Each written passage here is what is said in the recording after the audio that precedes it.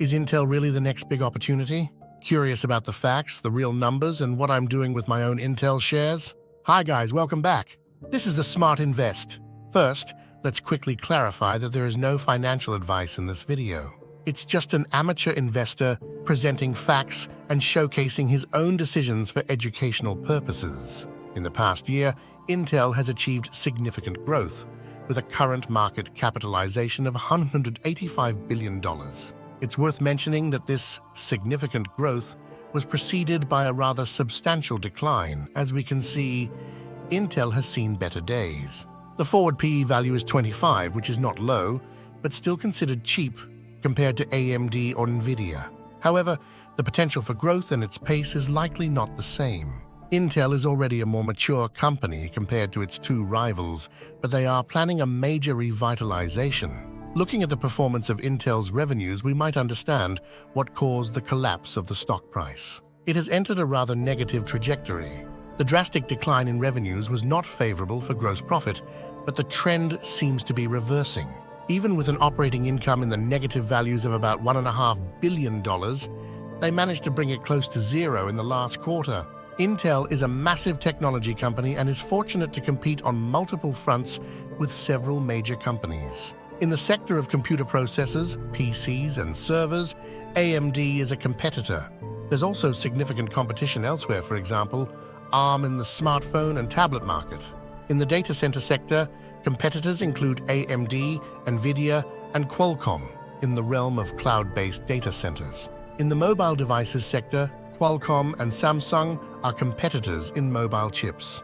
In the sector of network equipment, competitors include Broadcom and Cisco. In the integrated circuits, ICs, and chips sector, competitors include Samsung and Taiwan Semiconductor Manufacturing Company. In the sector of artificial intelligence, AI, and machine learning, competitors are Nvidia and AMD in the domain of AI chips. In the automotive industry, competitors are Nvidia and Qualcomm in the field of autonomous cars and automotive technologies. In other technological areas, competitors vary, including in the Internet of Things, IoT sector, e.g. ARM, Qualcomm, and health technologies, e.g. Nvidia, AMD. So it's evident that Intel has a challenging position in the market. In the client computing sector, Intel's revenues have minimally decreased compared to the same period last year, but operating incomes have grown by 43%. In the data center and AI sector, revenues have also decreased, but positive operating income has been achieved. However, in the network and edge sector, a 32% decrease in revenues has had a rather negative impact on operating income. In the IFS and Mobileye sector, revenues have grown, but operating income is not yet significant. Nevertheless, a 300% revenue growth in the IFS sector is a small positive in the report. Overall, Intel's performance leaves some doubts behind, but it's assumed they will overcome the obstacles ahead.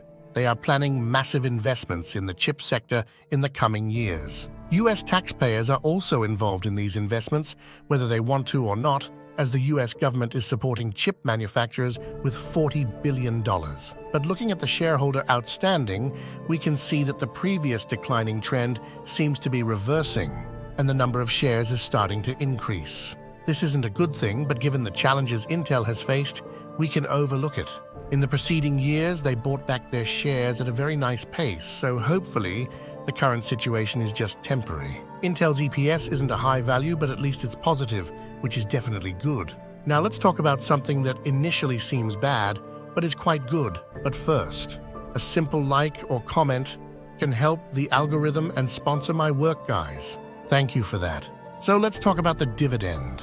That is, cutting it. Intel has paid out a significant amount to shareholders every quarter, and it might have contributed to their downfall compared to their competitors.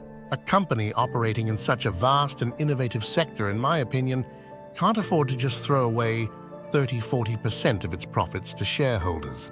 At least it certainly doesn't serve the company's long-term interests. And the result is here.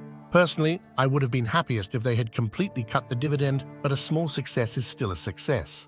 Looking at the shareholders' equity, we can see that for the $185 billion market price, there is $102 billion in value behind the company. Although working capital shows a decreasing trend, it doesn't cause much concern yet.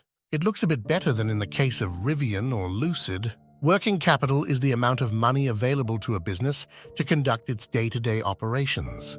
It is calculated by subtracting total current liabilities from total current assets. Free cash flow wasn't exceptionally high, but at least it was a positive figure with its 71 million. But how do the valuation metrics look? The price-to-sales ratio seems high, but it's worth considering that revenues took a significant hit and seem to be showing a growing trend again. This might reduce the price-to-sales ratio. The price-to-book ratio already looks much better, and further growth could be expected.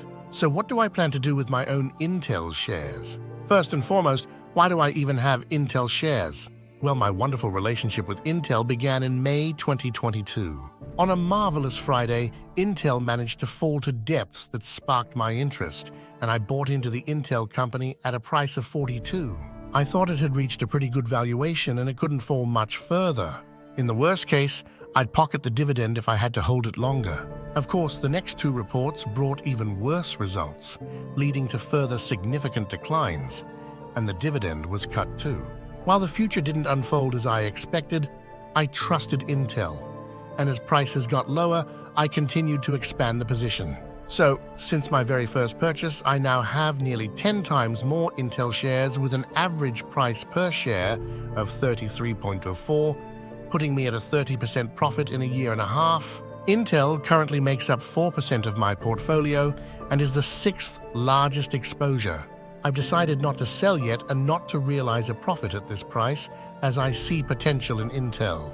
However, if the stock price shoots up to between $50 and $60 in a short time, there's a good chance I would realize a profit and sell a significant percentage of the position. If you liked the video, found it informative, and would like to help me on my journey toward 1,000 subscribers, please press the like button and subscribe.